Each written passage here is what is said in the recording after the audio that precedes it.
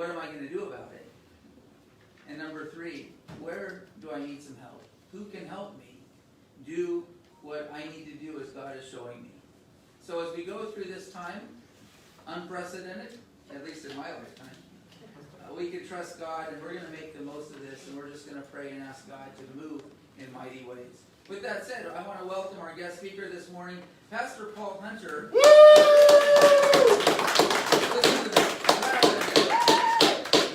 Pastor Paul Hunter comes to us. He was the founding pastor of Timber Valley Bible Church here in Colton, Oregon for decades. Yes.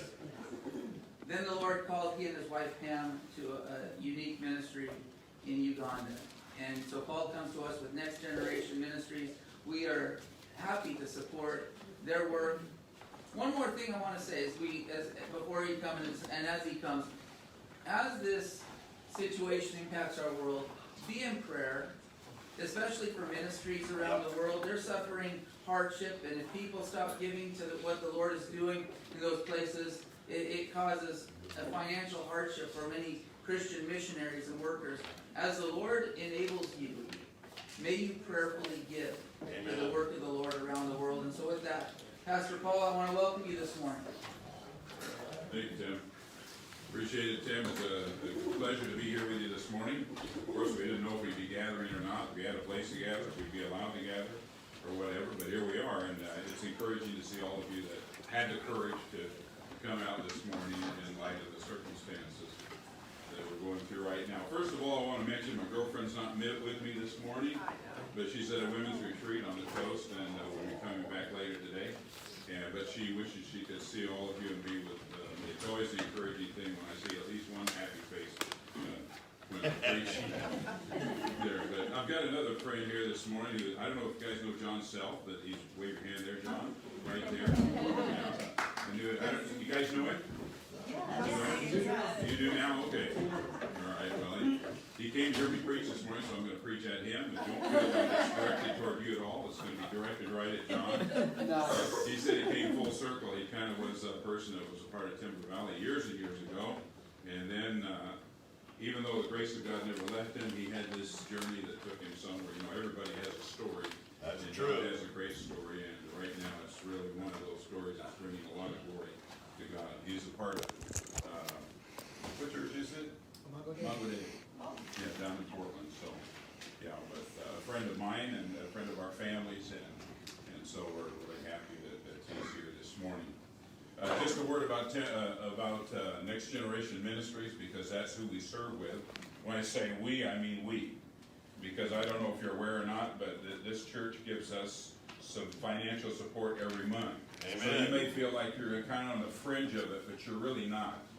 You know, it doesn't make any difference if, you know, you're the star player or you carry water. It doesn't make any difference. It's just that you fulfill the role that God has called you to fulfill.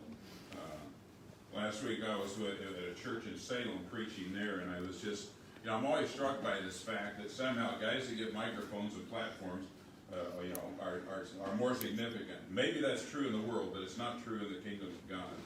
So we never have like commissioning services for guys that run the muffler shop. But it's ridiculous that we don't, because God has this way of divinely placing everybody in a location where they're assigned. It's not just that you have employment there. It's that those people need to see Jesus, smell Jesus. He needs to ooze from you, so that you that they also have a chance to encounter Him. So we're all ministers of the gospel. Can someone say amen? Amen.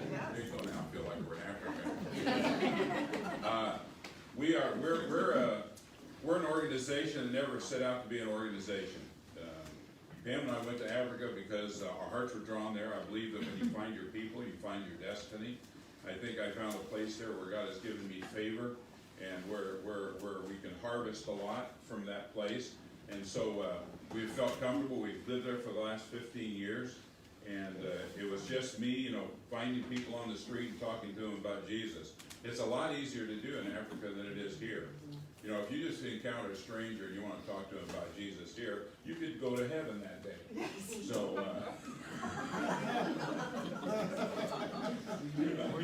really, it's a question mark. You know, it's not a safe thing to be a born-again person in this culture, I don't think. That's just a personal opinion. I'm not qualified to speak for anybody else. That's just my opinion. But in Africa, I have witch doctor friends. I have Muslim friends. In fact, I have a Muslim friend. His name is Farouk. He drives a boda, and I ride with him sometimes. I was in an accident that he caused one time, and he thought maybe I was going to kill him because that's the way justice is meted out in Africa. But he and his house caught fire, mud house caught fire, and he lost his daughter who burned badly, and he's in the hospital today. I just got the word yesterday, and we're all excited about the coronavirus here, but somebody want to hold that for him so he can tape it? Yeah. Now we got community going on right here. So, I guess next thing but in any event, this is a chance for us to reach out and touch them. Uganda is not a safe place to live. I mean, it's not Detroit, but it's not as, it's pretty close. Detroit, no offense to those of you who were born in Detroit. I got mint flavored shoes on this morning, so I just stuck my foot in my mouth. But malaria is the #1 killer. HIV/AIDS is the second killer. We have cholera. We have all kinds of diseases there, in addition to all the other challenges that we have there. So that we don't have coronavirus there yet, but if it gets there, and it looks like it's going to just kind of touch everybody on the face of the earth, it'll probably be the source of some people's death there as well. But because of that, we just had a young lady yesterday cancel a 3-month mission that she was going to come and work with us for 3 months. She has to postpone that because, traveling internationally is not a very popular thing these days. We had a medical mission that was supposed to start on the 23rd of this month, 10 people coming from Coeur d'Alene, Idaho, a medical team that's been there 3 times before. They had to cancel their trip, and Pam and I are supposed to go on the 21st of April, but we're not sure that they'll let us go. If they let us go, maybe we can do the limbo, get in somehow, under the bar, and get back home. But we're not fearful at all. We also try not to be stupid, which is a big effort for me. But you just have to be careful. You just have to be careful. Anyway, I'm exposing myself, a little bit of myself to you. If you want to withdraw your check, it's okay. Otherwise, I just feel like we're family this morning. Anybody that can just say, let's go to the parish. What is it called? The parish hall of the Lutheran Church, and just relocate. That's probably a little closer to what God had in mind for the church. A multi-billion-dollar plant and all the machinery that comes with that. You're like, oh my gosh, what are we going to do? And we cancel. That's what we did. So, but you can't cancel. We're still breathing. Amen. So all that, is that all? Can I push that aside? Now I'd like to share something from the Word of God with you this morning. I'm going to preach to myself. I'm going to preach to John. If you want to listen in, you're welcome. I just wonder, are you saving anything for the next life? Are you saving it? Think about it. Are you saving anything for the next life? We're really preoccupied with sustaining, perpetuating our life here on earth. I think that's why there's no toilet paper available. Some people are thinking, when I go to heaven, I'm going to take this with me just in case. I need that. So we're really preoccupied with right now. But I want to talk to you about your future, which is like an hour from now, and a week from now, and a month from now. And I just want to inform you that you can never walk backwards into your future. No. You cannot. But there's many things that would get us to be so preoccupied with right now that we don't keep moving forward. Even sometimes when we're moving forward, we're not sure why we're moving, where we're moving. And I just want to encourage you that every person matters.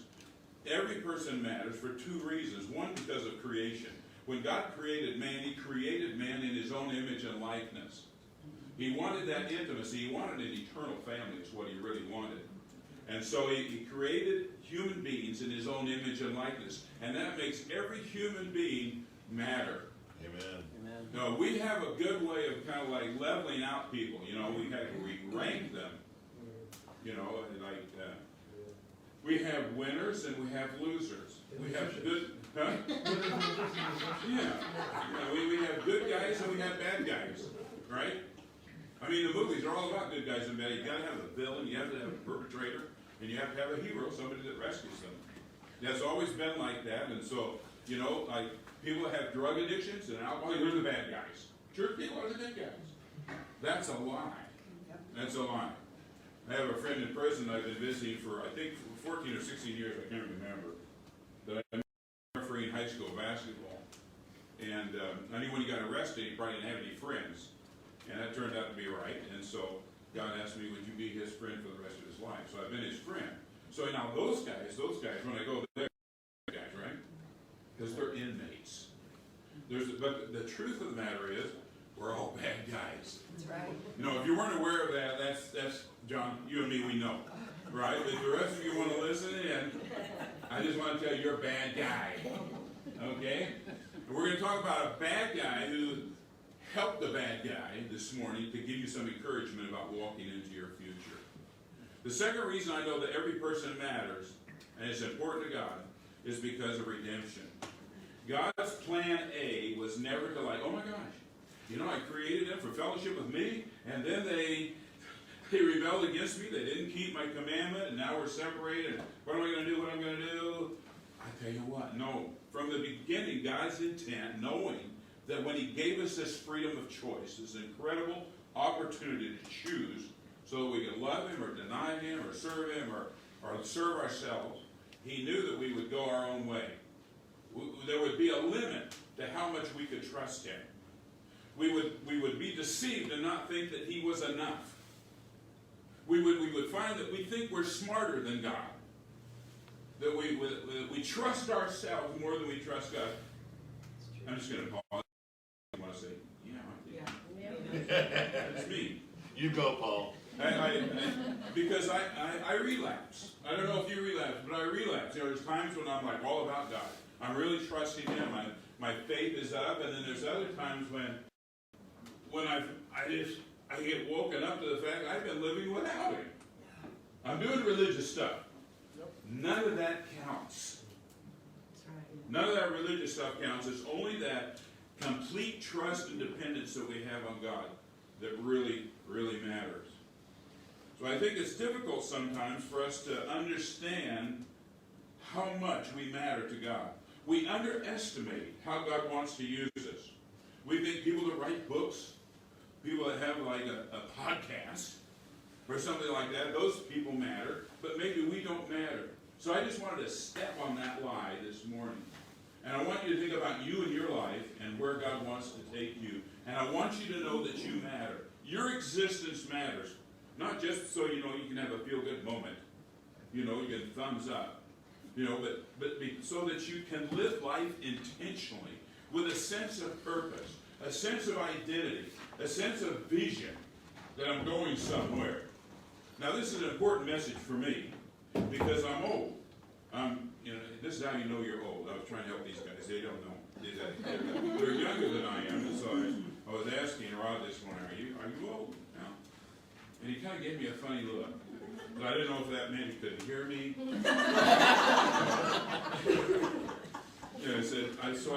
I asked him, when you drop something on the floor, do you pick it up? Or do you just look at it and think, do I really need that?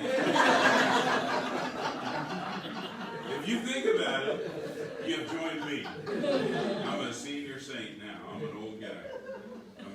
So there's that idea that when you get old, this is how old people think.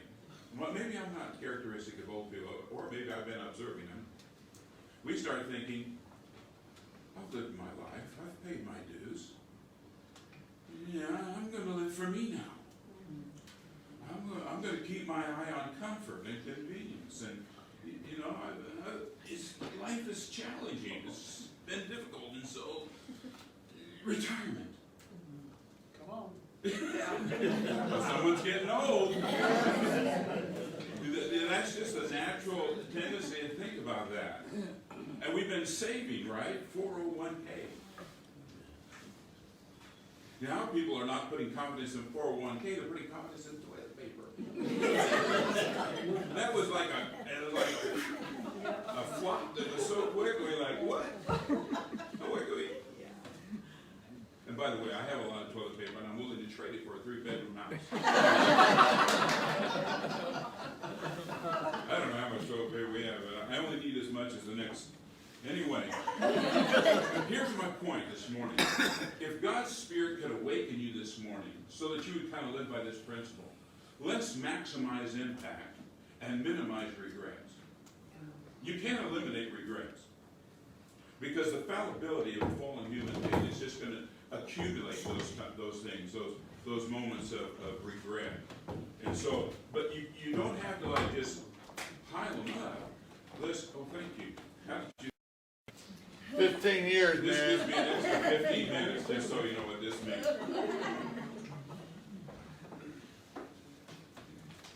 Thank you, Dan. That was You're welcome. right. I appreciate it.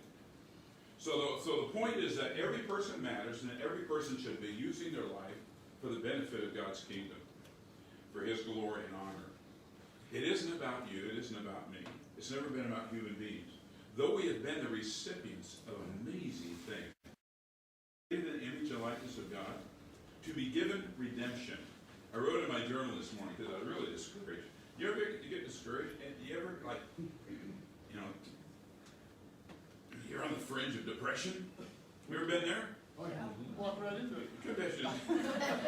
Yeah, it's like, I know way more than I do. That's depressing right there. I wish my behavior could catch up with my knowledge. And my knowledge is pretty limited. Really, like everyone else's. But you just find that gap between it. And so you get discouraged. But the fact is, God didn't like, I could use that guy, I could use that girl.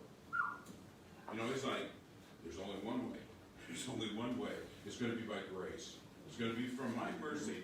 I'm just going to take that person and make them the righteousness of myself and my son Jesus. Amen. Everybody comes in that way.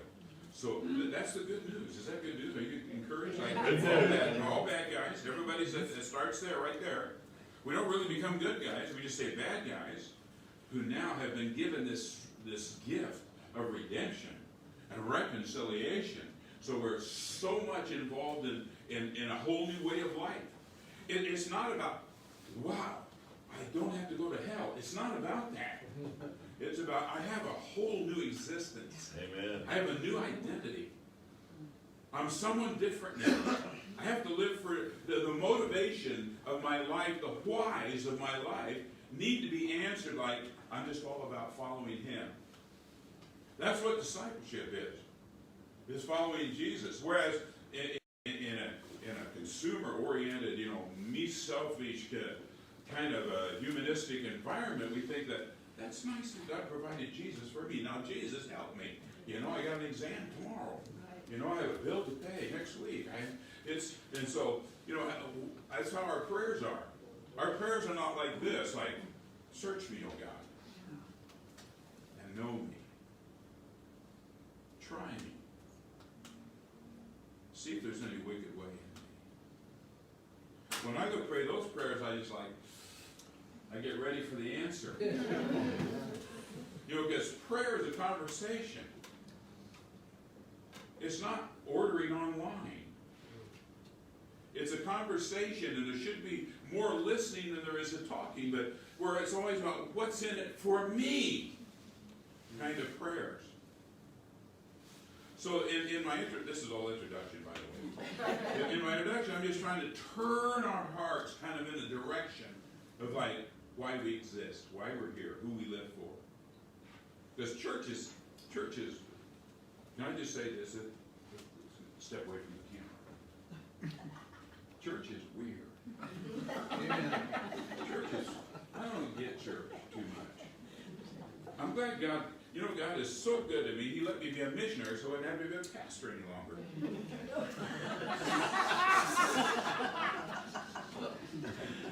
I can't think of anything more challenging than maybe being a cupbearer.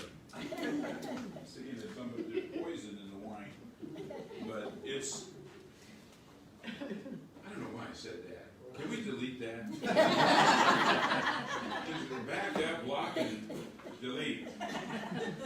Well, I'm going to talk to you about a man this morning who really would encourage us how to live and get the most out of our life. It's from 2 Kings chapter 13, verses 14 through 20. And I'm not going to read it.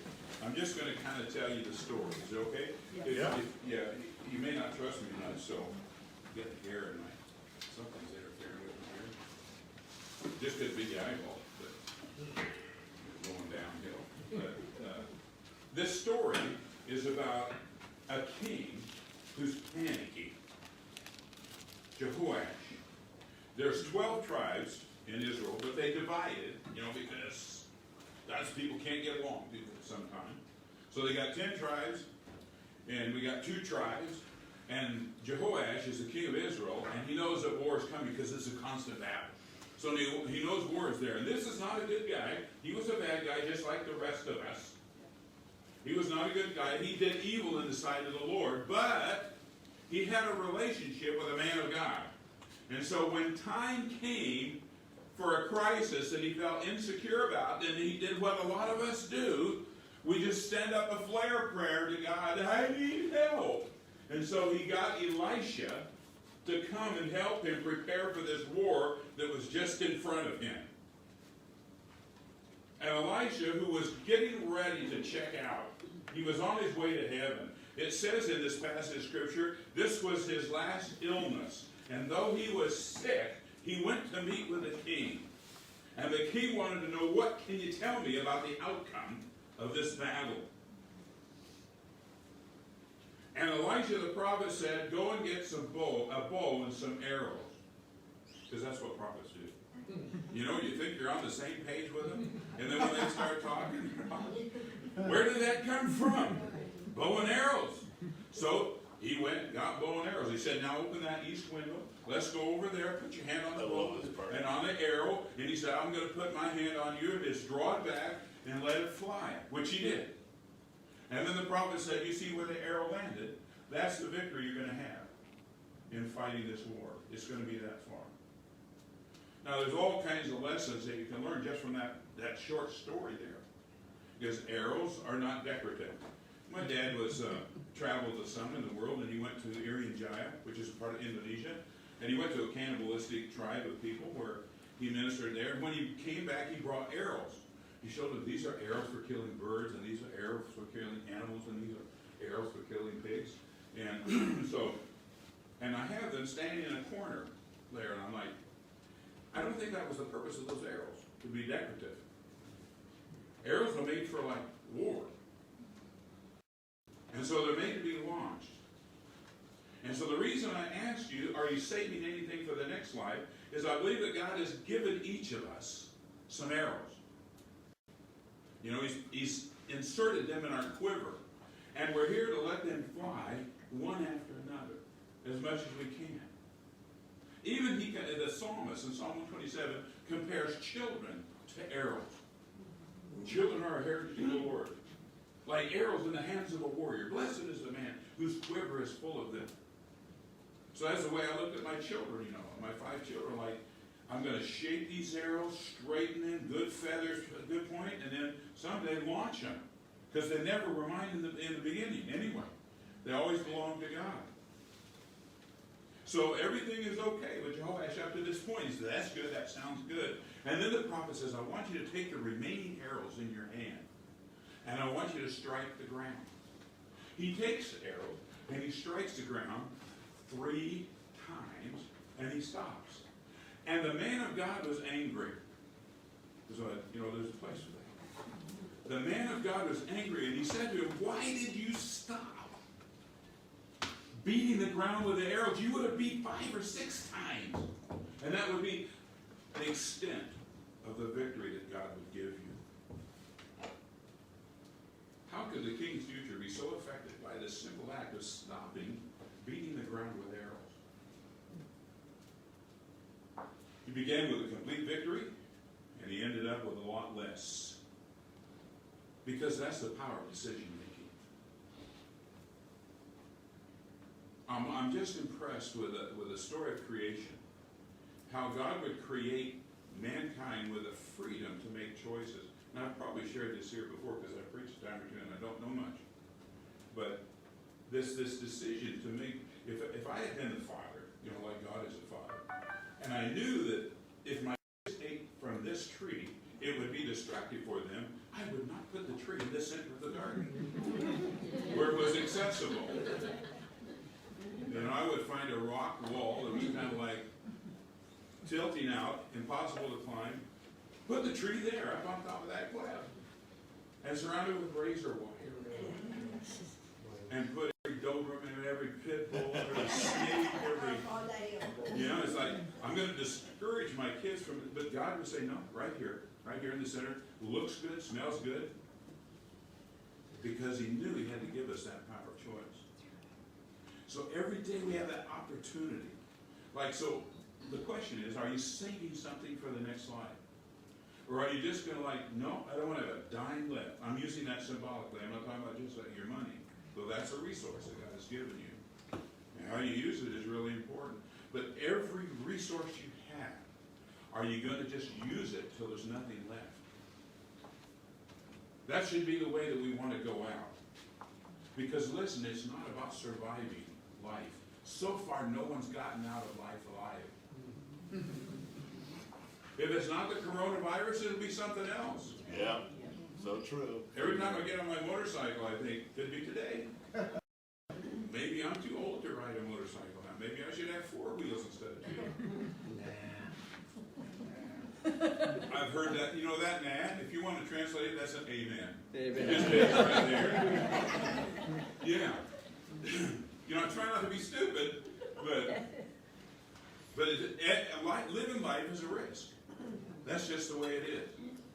So in this this tension between that, we have this opportunity to relax, to be like Jesus and take a nap in the front of the boat in the middle of the storm. When I see these pictures of nothing, there's no milk at Windcomb. I'm sorry to bear that. Some of you might feel like you're without milk. So you have to stock on milk. You can do milk when it goes bad anyway. I don't get it.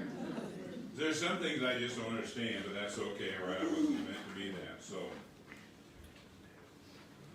I just wanted to tell you this morning that moments are what we live in.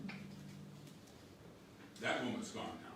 And you can't say moments because they're really not like plural. It's only when you stack them up that they're plural, but you get a moment, and then you get another moment, and then you get another moment. And how you use those moments are really critical in our walk with Christ. Yep.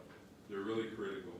And so we find a guy here making a big mistake in a moment of his life when he stopped too soon. He simply quit. He quit. It's possible to be so afraid of death that we never live. All our energy can be like, I gotta keep death away from me. It's possible to be so afraid of failure that we never risk. It's so possible to be afraid of pain that we never discover how strong he really is. So there's all those kinds of things that make us kind of want to withdraw, shrink, hibernate, and just make sure that it's not very challenging. I want you to write this down. Not in your notes. Just write this down on your soul. We always move in the direction of our strongest thoughts. We always move. I'm talking about mobility here this morning. We're talking about our future. We're talking about going somewhere. We will always move in the direction of our strongest thoughts. Those thoughts are the consequence of what we believe. It's easy to say we believe something, but if you really want to know what we believe, it's always uncovered in our behavior. Yep. So it kind of moves from your heart, the spirit part of you, and what you truly believe, to the thoughts that you have and the actions that you do. So we always move in that kind of direction. What we do in this life matters, and time is our most precious commodity, the first gift that God ever gave to mankind. In the beginning. That was the beginning of time. God didn't need time. We did. And it's a non-renewable resource that when it disappears, it's gone. So every moment that we have is critical. I was telling the kids that we mentor in Africa. By the way, I was going to show you a video, but I didn't know if we had technology this morning at the parish hall. Up here, So, Colton. but I wasn't sure, but, you know, our organization has grown so much, I was just gonna show you what the staff is doing over there. Our goal has always been to never make the ministry an institution. So there was a time when we would just leave it, and it would be done. But we wanted to leave it in the hands of the nationals. So we're getting close to that. I think 3-4 years, we'll be like done with that part of our life, and they'll be able to run it. But what we want them to do is be able to be so radically committed to extending the kingdom of God that they won't waste any of their time. And that at the end of their lives, when the story is, because when I told these people I was mentoring, when we get to the end of our life, when we die, they press the print button. There's no more story to be written. When you take your last life, that's it. Born January 4th, 1947, that was me. Died, whatever, of the coronavirus. Whatever it is, doesn't really matter. Something's going to take us out. That's your story. What's your story going to tell people? Yep. You know, I have this letter to my wife to make things easier for her, you know, about all the stuff that we have and what to do with it and what to do at my funeral. So there's a song we're going to sing, you know, that like, when I get to heaven, I'm going to tell my story, and heaven's going to sing along. I want that to happen. I don't want them to shake their head. My gosh, what a wasted life. But I want that to happen. So every one of you people here this morning that were brave enough to like put all the other stuff, all the being flexible, going to a different location, and there's no food this morning, you know, all those little details that changed it. If you came here anyway, and you got this guy from, you know, African crazy nitwit that shouting at you about, you came here, I just want you to be awakened to that. And I'm going to tell you how to get there. I'm going to tell you how to take a different path than Jehoash did. I don't want you to quit. I want you to keep on. You know, if you're young, I see some, Jim, you got a young man over there. Actually, a lot of you are all younger than I am. But, you know, it's like we have days left. We don't know how many, but let's just recommit. You know, like, I know who I belong to. I know whose I am. I know who I am. And I'm just going to live for his honor and glory.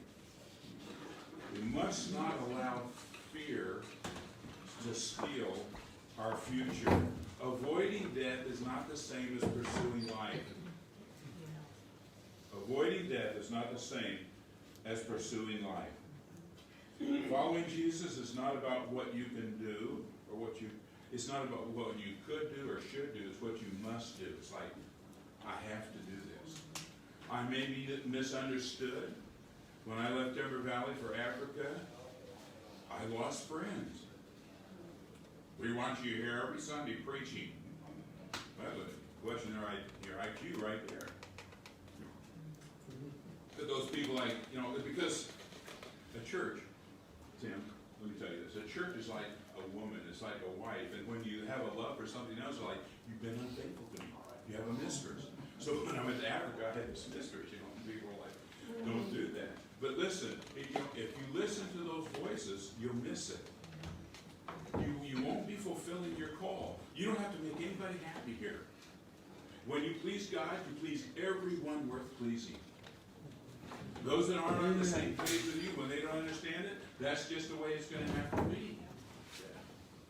So let's just keep our focus on Him. Let's say, I would, you know, deny myself, take up my cross, and follow Him every day, every day, every day. Not just on Sunday. Never settle for anything less than that. Plenty of time. Okay, I got a few minutes. All right? I'm not going to take 20 minutes, I don't think. So now, here we are. Elisha's an amazing man to me, okay? This was at the end of his life. You remember what he wanted? Because he became good friends with Elijah, the prophet that preceded him, and he said, you know, the thing I want from you, Elijah, is a double portion of what you have. I probably told you this story too, but my dad, years ago, he died of a year ago on June 1st. When he was 97. I think he was 97, I can't remember. But when he was in his 80s, he started thinking he was old because he wasn't doing a lot of stuff he used to do. That's what, when you start thinking you can't do some things, you want to, but you can't. So he said, what he was doing, he's had 6 kids, he started downsizing. So they're going to the house, I don't leave all this stuff for my kids, you want this, take this, and so, you know, I had a brother who took all his guns, he wanted all his guns, and somebody wanted this, somebody wanted that, and so he was asking me, Paul, what do you want? I can't think of anything I want. What I would like is your nameplate on your desk, J.C. Hunter. If I could have that, it's carved out of wood. It was kind of nice, I just wanted that. And I'd like a double portion of the gift of evangelism. He said, well, you can't have that. I'm still breathing. You know, that I knew then that he hadn't really totally died yet. He was like, as long as I have breath, I need to declare the goodness and grace of Jesus Christ. So every person comes to those points in life where I want a double portion. I want a double portion. Whatever I see God giving you, I'd like to have what it is. Just step it up. You know, again, 100%. So that's what he wanted. So here's what happened. We found out how he went out, you know, with this king here, where he got angry at him because he didn't beat the ground with it 3 times. But this life started. You can understand why he was angry, because how he got started in his following of God. Because he had like the most secure position in life. He was a farmer. He had 12 oxen. This is in 1 Kings chapter 19. This is when he met Elijah. And he's plowing ground, making money, has ground. It's secure. Things are good. He's the guy that's controlling the team of oxen. Life is really good for him. And then Elijah, the prophet of God, comes on the field, puts his mantle over his shoulder, turns around and walks off. And Elisha runs after him, leaves the oxen and runs out. Wait. He said, would you permit me to go and tell my mom and dad goodbye? And then I'll come with you. He hadn't spoken. Elijah hadn't spoken. Then he just says to him, it's okay. You can do that. Just remember what I've done to you. Because that mantle represented a transition. That what God has given me, I believe now he's saying he's going to give to you. So Elisha goes home, tells his mom and dad goodbye. Then he comes back and he starts splitting up his plows made out of wood. Starts breaking and builds a fire, slaughters all the cows, roasts all the meat, and feeds the whole village with the meat. And walks off to follow Elijah as a prophet of God. You will never walk into your future unless you set fire to your past. There you go.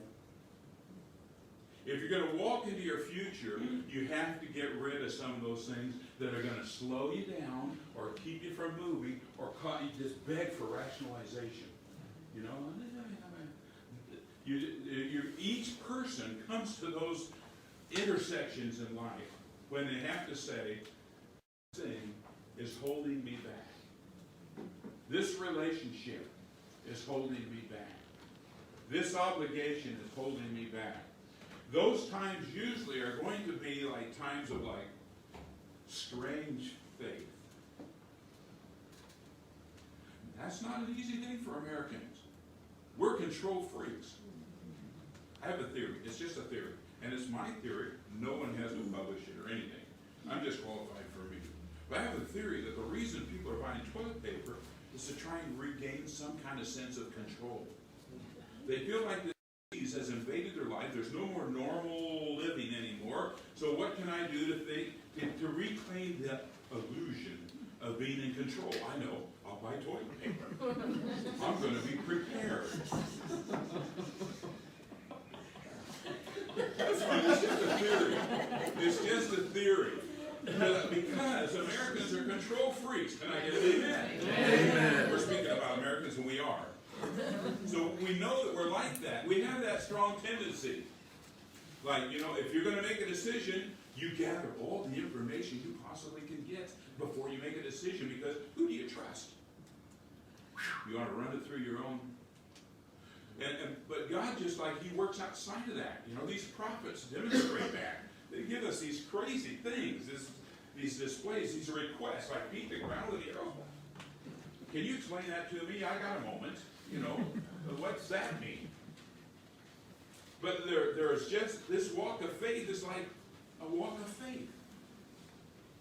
It just means that sometimes it won't make sense to you or anyone else, but you know where you belong. You know what he's calling on you to do. You know that this is the next step that you have to take.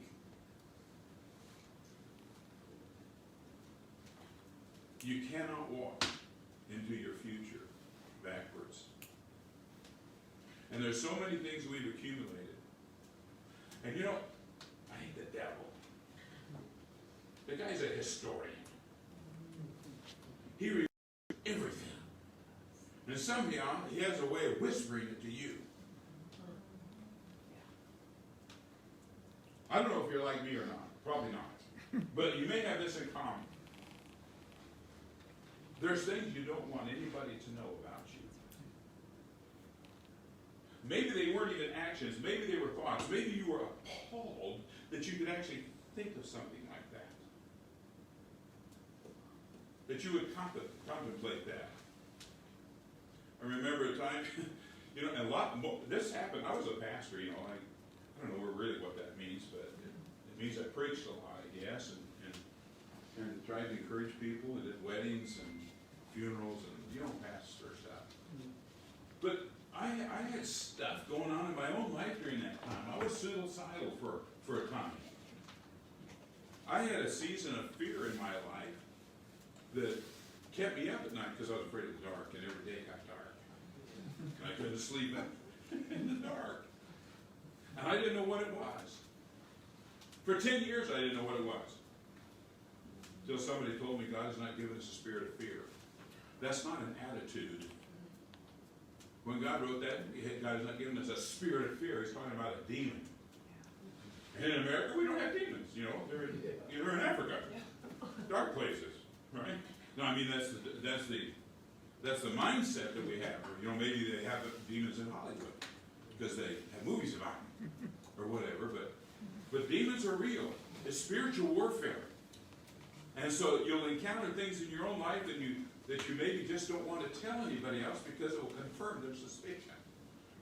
You really are crazy. You were suicidal. You lost sleep for 10 years because of the spirits of fear. Yeah, you have those things. But now that I'm 73, I go, that fits. I could have never gone to Africa and have the freedom I do around witch doctors. Because in Africa, they sacrifice human beings 1,000 times every year. They're still doing human sacrifices in the small nation I live in. Wow. That's a statistic that can be proven. Just recently, the first witch doctor was sent to prison for a human sacrifice. First time. Because it's a corrupt environment. So you have money, you can kill people and get away with it. That's just the environment of it. So we all have that stuff that accumulates in our life. We don't even like our spouse to know about it. We want to keep it a secret. Now, I rambled a lot this morning, but I hope you understand where I was going. I just want each one of us to come to the realization on a regular basis, like daily at least, there's going to be times when we have to set fire to our past in order for us to fulfill the destiny that God has for us. Because you matter to God. And the story he wants to write in your life is going to be unique. Can you imagine when we get to heaven, the reason we're going to be there so long is it's going to take so long to tell all the stories of what God did in our lives. You know, how we resisted, or we jumped in with all of our feet, and then we realized, whoa, I didn't know I got into this. Let me back out for a moment. You know, there's so many stories, and there's very few duplicates. Similar, because we're all fallen, we're all bad guys. Similar, because it was the grace of Jesus that brought us into it, but unique in the circumstances, in the details. But for us to really squeeze the most, to beat the ground until we don't have any breath left, the only way to do that is set fire to our past. Are you understanding what I'm saying? Do you feel like sometimes tied up to the dock? You know, you kind of like to move on, but when you think about the implications, when you think about, is this possible? Is this feasible? You just like, no. And so you take the safe path, you take the safe journey. I think you'll make Elisha angry if you do that. Because he really knew what it was all about. It's like, I'm all in. I'm all in. I'm probably a missionary because I can get away with more as a missionary than I can a pastor. I teach with movies. I have this clip from Casino Royale. You know, James Bond. Somebody, James Bond? But, you know, it's about gambling, you know, and they got these five people, 4 or 5 people at the table at the end, you know, and I love that whole scene because, you know, like, this is the last hand. And one guy pushes in, he's all in, you know, Howard, 5 million, all in. Everybody's all in, and of course, James Bond wins the hand and everything. But to me, it's just a picture of life. You know, nobody gets to choose how many chips they've got at their resources. But God gives us all such a diverse amount of capabilities and resources. He just gives them to us, and then he requests that we give them back. You get them before you draw your first breath, because you were so important to him, and he knew you so well that he created you just as you are. But then he asks, can you give it back to me? If you give it back to me, you'll be amazed at what happens. You know, and I'm not talking about measuring it like in terms of celebrity stuff. I'm talking about just between you and God. Did you use what I gave you? It's like that. No one should be discouraged today. Everybody should have because, you know, we're living kind of in a context of hopelessness right now. I think we're bordering on hopelessness. Like, we're all going to die. That's not news. Right?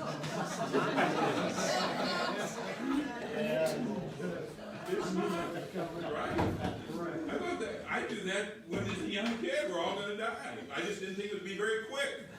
I never thought it would be this quick. I didn't know how I got here so fast. Days are long, but life is short. Weird stuff. So in the story that God is giving you, the impact that you can have, God's watching. He sees each one of us. And he doesn't compare us to anyone else. He just compares us with what he gave us before we took our first breath. And there's no way for us to keep moving forward, unless we dump some of that stuff that we've accumulated in our journey so that we can keep moving and keep moving and keep moving and be faithful to him. That's my prayer for you this morning. And this is where I say, and for those of you that are following us online,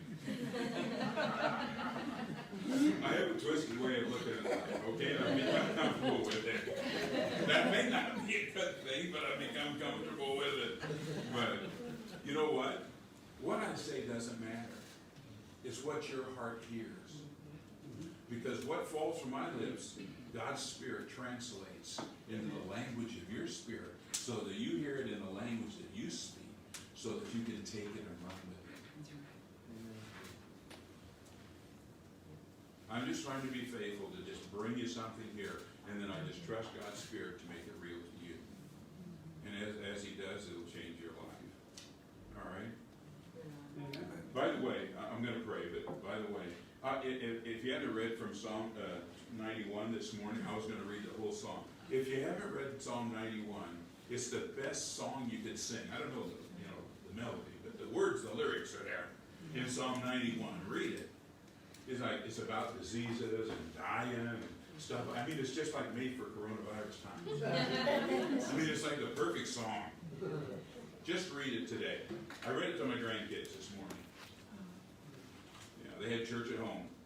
So Dawson was there, his wife was they watched our house, they live in our house. I'm not sure if it's their house or our house now. They've been there so long. But in any event, I read the whole thing to them, and then I came here and Dawson was going to ask him, you know what Papa read this morning? And he's trying to explain to them, you got this thing, because they have no idea.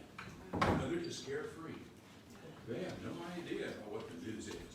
You know, the oldest one is 7, the youngest one is 2. They have no idea. They're just like, hey, snow, let's go inside. When you get born again in the family of God, you're just a kid. So you can kind of have, you don't have to be stupid. You don't have to be presumptuous, arrogant. But you should live freely, even in a time of global crisis. This is not my home. I'm a transient, you know, I'm on my way home. I get to go to heaven. I can't wait for that. For those of you people that want to prove the power of God and raise people from the dead, please don't pray for me to be raised from the dead. Pick somebody that needs it. For me, I want to stay home once I get home. Okay? Let's pray. Father, thank you for this group of people who care about your presence in this community of Colton. Thank you, Lord, that wherever we are, whatever geographical location we're in, we're to be like these transportation devices for your goodness, your glory, and your grace. This life is not about us, it's about you. Pray that your Spirit will take these words this morning. And you know exactly what every person needs. You like to do custom work in the life of each person. So I pray that you would just touch their lives in a transformation way. Now, maybe big, maybe small. Don't let them evaluate that. Just let them hear your voice and to have a yes before they know what you're asking. We pray that we might rise up to be the people you want us to be. Help us to refrain from being sucked into the cultures of the day, into the politics of the day, into the other stuff. Help us to seek first your kingdom and your righteousness. You're worthy of it. We're honored that you would choose us to be a part of that purpose. We thank you in Jesus' name. Amen. Well, Paul, we want to thank you for being with us here today. My pleasure. I want to thank all of you who are here with us, and for those of you online at home. And this will be transferred for generations, for posterity. Once it's online, it never goes away. Questions to ask: what is God saying to me? What is God saying to you this morning? Number 2, what are you going to do about it? And then who can help? Can I help? Can the church help? Can your friends help? Can your spouse help? However God is speaking to your heart this morning, may He continue to move you. Thank you, Paul, for that message. Okay.